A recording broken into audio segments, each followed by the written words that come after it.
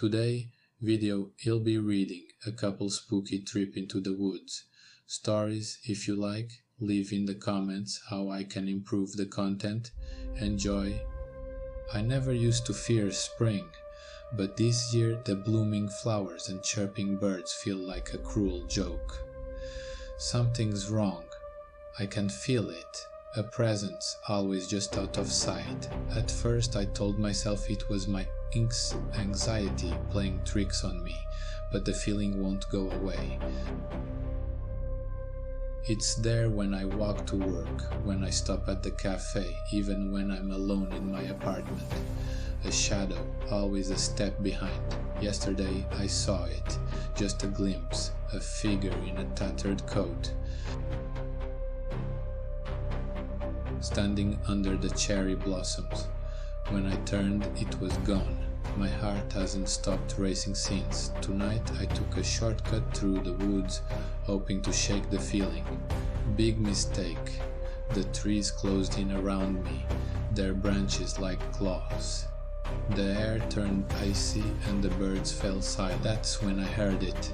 Footsteps, crunching leaves behind me. I walked faster, so did they. I ran, they ran. I burst into a clearing, gasping for air. And there it was, the figure, waiting. My stomach dropped as it turned to face me. Its face. It was mine, but twisted, like a reflection in a broken mirror. It stepped closer and I couldn't move. Its eyes were hollow, filled with everything I've tried to bury. My guilt, my regrets, my darkest thoughts.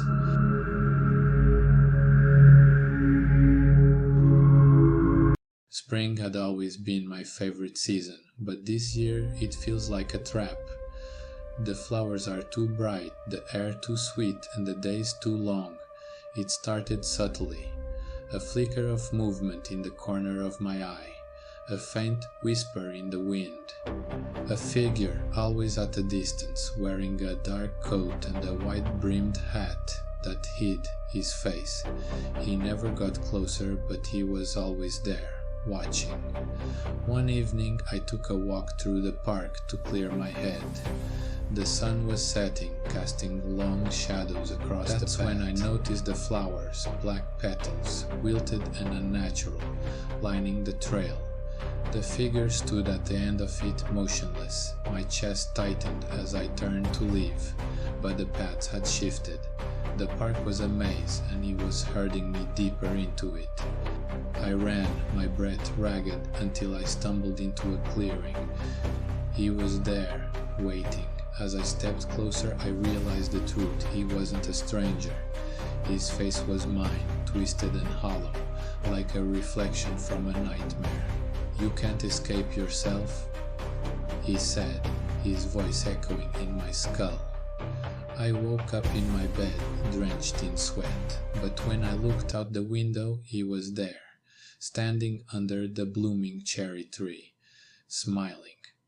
And this time the flowers around him were black.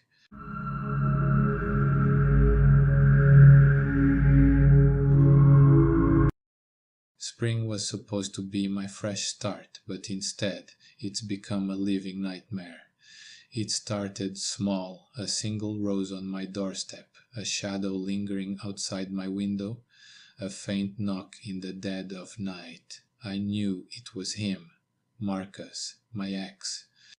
He'd always been possessive, but this was different, more sinister.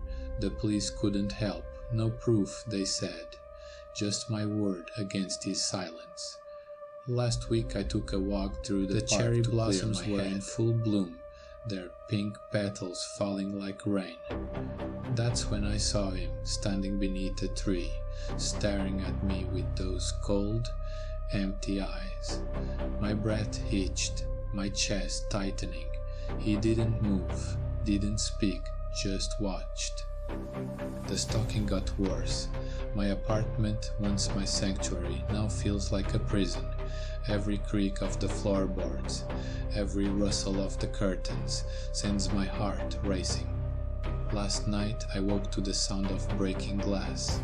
He was in my living room, holding a bouquet of wilted flowers. "You can't ignore me forever," he whispered, his voice dripping with venom. I fought back, my fear twisting into rage, but as I faced him, I noticed something wrong. It was reflection in the mirror, like the man I once loved was already gone. And then he smiled. "You did this to me," he said, stepping closer. "Now we're both trapped." I woke up in my bed drenched in sweat. Was it a dream? I don't know. But when I looked out the window, he was there, standing under the cherry tree, smiling, and this time the petals falling around him were black.